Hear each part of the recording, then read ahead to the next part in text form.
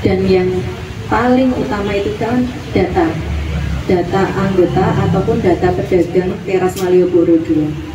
Sampai sekarang kita masih dalam proses dan sampai sekarang kita belum bisa mengakses siapa saja yang berhak dan yang atau istilahnya bocoran dari panitia bahwa TM2 akan dipindah di dua tempat, di TM1 dekat Ramai dan juga di belakang Ramayana.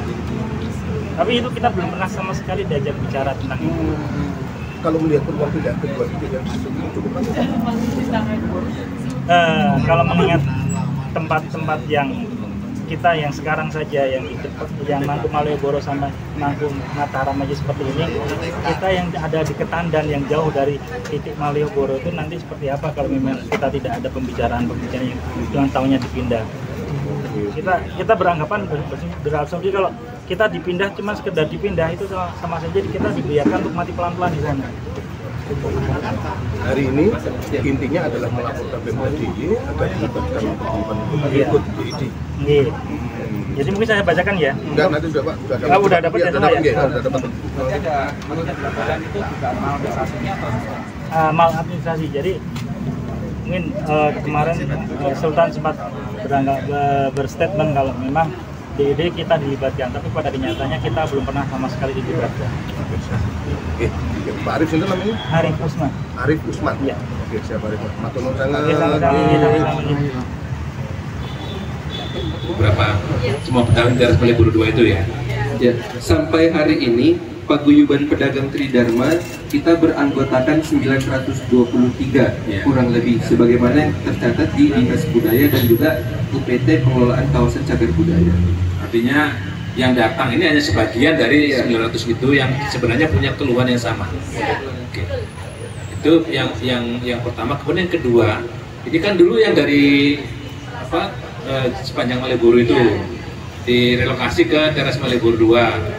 Nah, saya tidak cukup mengikuti perencanaan itu.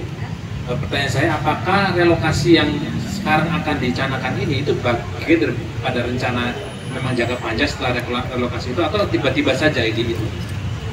Nah, hal itu juga yang sampai hari ini masih jadi tanda tanya besar karena mulai dari relokasi pertama teman-teman PKL tidak pernah ada informasi saat relokasi di teras Malioboro itu ini sementara ya, nanti tetap akan relokasi tempat mana, itu nggak ada informasi resmi yang disampaikan kepada langsung teman-teman PKL selaku rakyat. Bagaimana tanggung jawab pemerintah terkait pendapatan yang menurun drastis ketika dari sepanjang jalan Malioboro direlokasi ke teras Malioboro 2? Kita yang paling dominan masuknya mayoritas Pak, dari 1041 ada 1014 lapak. Ya, jadi ada kita harus memberikan peluang kepada atau kesempatan kepada pemerintah DIY yang dilaporkan untuk memberikan penjelasan versi mereka seperti apa. Dari situ termasuk nanti kita akan juga tawarkan kalau kita fasilitasi untuk berdialog melalui proses mediasi ombudsman, kira-kira pemerintah DIY berkenan nggak? Itu saya kira.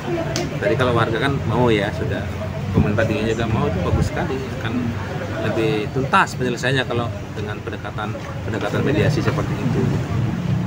Jadi yang dilaporkan oleh para PKL ini maladministrasi terkait tidak diundang mereka untuk dialog secara pemindahan itu Pak ya? Dugaan maladministrasinya kan mereka mengeluhkan soal partisipatori, pelibatan mereka dalam pembuatan kebijakan dan pelaksanaan kebijakan rencana kebijakan relokasi itu mereka merasa tadi tidak mendapatkan informasi, tidak ada proses-proses pelibatan mereka dan sebagainya. Itu yang dikeluhkan mereka gitu. Kalau dari kan ada 3 paguyuban itu Pak, apakah mereka juga menyampaikan 2 paguyuban dipanggil atau cuman dari paguyuban mereka yang tidak di? Mereka tadi tidak memberikan penjelasan yang clear apakah udah ada paguyuban lain yang dilibatkan atau tidak, tapi setahu mereka tidak ada gitu. Hanya pengurangan mungkin ya.